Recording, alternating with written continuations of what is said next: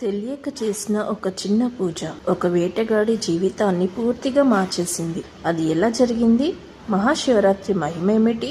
ఇప్పుడు మనం ఈ కథ రూపంలో తెలుసుకుందాం. ఒకప్పుడు ఒక పేద వేటగాడు అడవిలో జీవించేవాడు. అతని జీవితం చాలా కష్టాలతో నిండింది. రోజు వేటకు వెళ్తేనే అతని కుటుంబానికి ఆహారం. ఒకరోజు అతను ఎప్పటిలాగే వేట కోసం అడవికి వెళ్ళాడు. కానీ ఆ రోజు విచిత్రంగా ఒక జంతువు కూడా కనిపించలేదు. సూర్యుడు అస్తమించాడు. ఆకలి, అలసట అతన్ని వేధించసాగాయి. చీకటి మరింత గాఢమైంది. ఏం చేయాలో అర్థం కాక అతను ఒక పెద్ద చెట్టు ఎక్కి కూర్చున్నాడు. ఆ చెట్టు బిల్వ వృక్షం. కానీ అతనికి తెలియదు, ఆ చెట్టు కింద ఒక పవిత్రమైన శివలింగం ఉంది. అది కూడా అతనికి తెలియదు.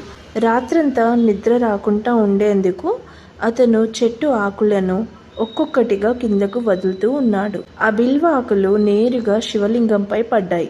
దాహంగా నీళ్లు తాగేటప్పుడు కొన్ని నీటి చుక్కలు కూడా కింద పడ్డాయి. అవి శివలింగానికి అభిషేకంలా మారాయి. అతనికి తెలియకుండానే ఉపవాసం జరిగింది, జాగారం జరిగింది, బిల్వార్చన జరిగింది. ఆ రోజు ఏమిటో తెలుసా? అదే పవిత్రమైన మహాశివరాత్రి. అతని హృదయంలో నిజాయితీ ఉంది.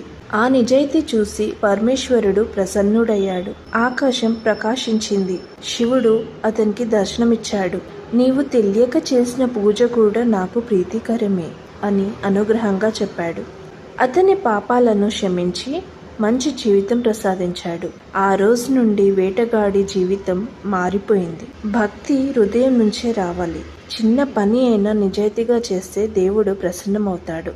మహాశివరాత్రి రోజున ఉపవాసం, జాగారం, బిల్వార్చన చాలా పవిత్రమైనది. మీరు కూడా ఈ మహాశివరాత్రి ఉపవాసం చేసి శివుడి ఆశీర్వాదం పొందండి. ఈ వీడియో నచ్చితే లైక్ చేయండి.